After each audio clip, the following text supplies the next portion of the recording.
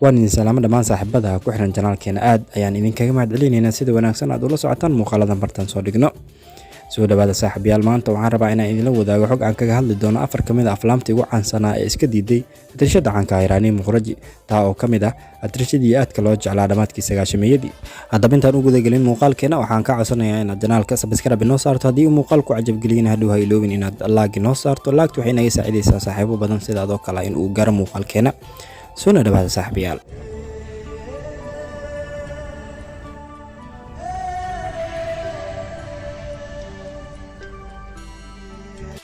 Raani Muqraji waxay ka mid tahay atrishadaha mansabka iyo magacaba ka sameeyay shirkadda caanka ah ee Bollywoodka.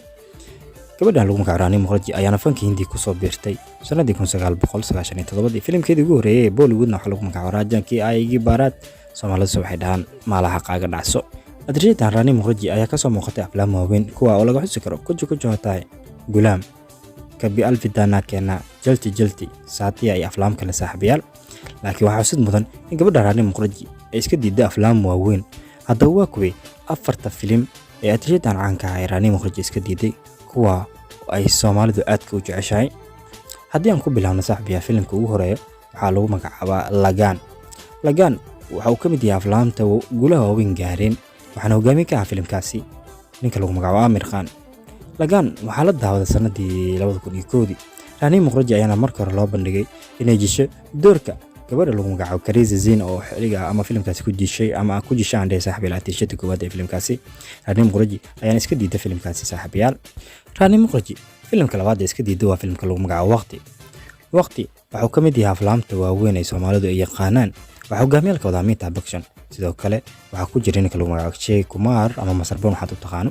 laakiin Raani Muqraji ayaan loo bandhigay markii hore ama aheed aan dhehe saaxiibayaal dooqa waa de booska gabadha lagu magacaabo Priyanka Chopra laakiin waa iska diiday saaxiibayaal sababtana lama shaacin.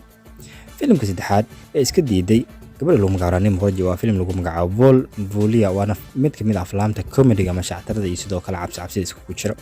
Filimkani waxaa la daawaday sanadii 2007 waxaana hogaamiye ka ah ninka lagu magacaabo Akshay Kumar waxaana ku weheliyeen ama ku wehelisay atrishada caanka ah ee Vidya Balan iyo sidoo kale Amisha Patel laakiin waxa xusid mudan in Raani Muqraji markii hore loo bandhigay doorka booska atrishada Vidya Balan laakiin waa iska diiday nasiib xumo gabadhan lagu magacaabo Raani Muqraji saaxiibayaal.